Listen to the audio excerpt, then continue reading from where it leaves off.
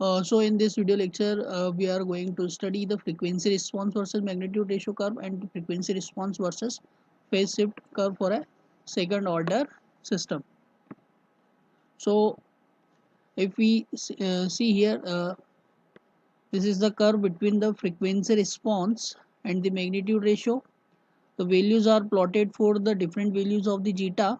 Here the value of zeta is 10. Here the value of zeta is 5 for this curve.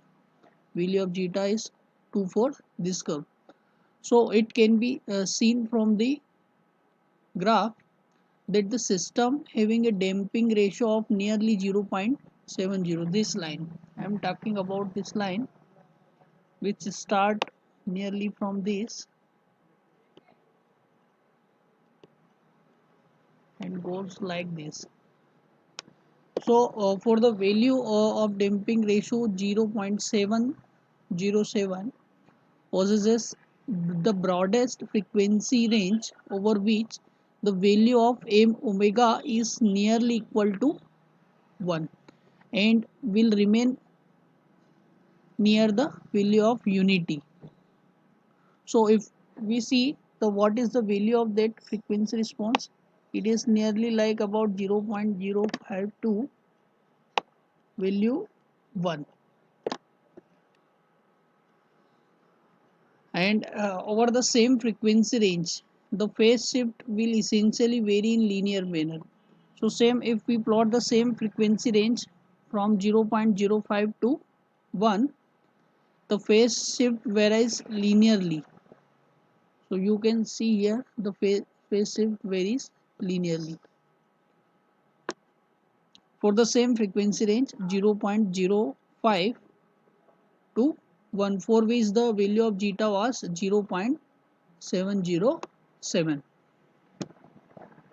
And it is not possible to design a measurement system without accepting some amount of phase shift, because every system has to do some phase shift. So it is desirable to design a system such that the phase shift varies linearly with the frequency. So uh, here we have to design the system or a measurement system where the phase shift varies linearly with the frequency.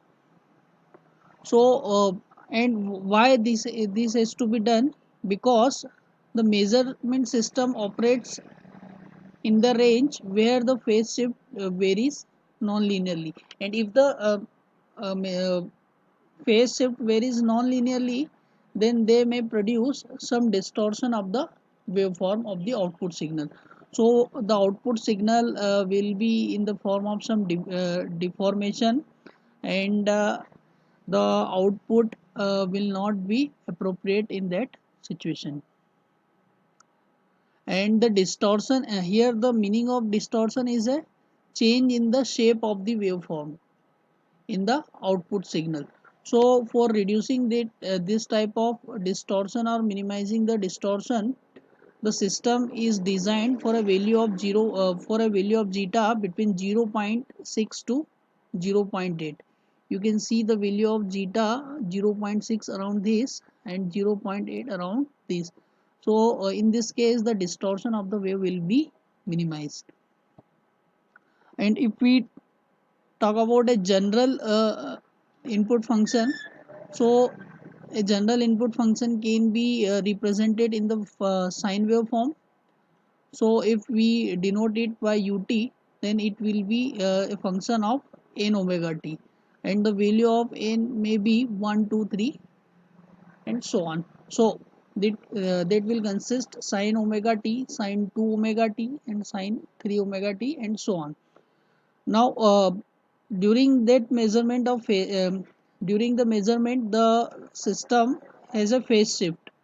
So if we generate a phase shift signal Vt, then that will be sine omega t minus 5 plus sine 2 omega t minus 2 5.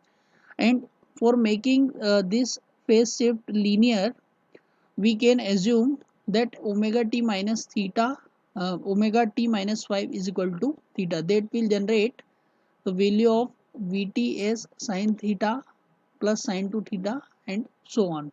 So in this way we can make a system linear.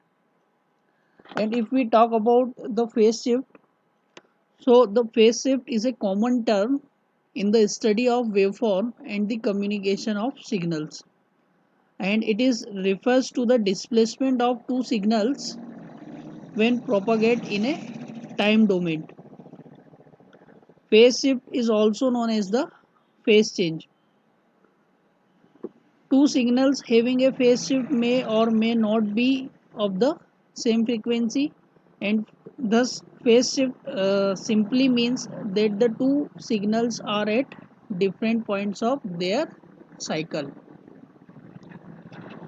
The reason behind the phase shift is there may be some devices where the phase shift may occur. That may be electronic amplifier, low pass or high pass filter, and certain other instruments are also there.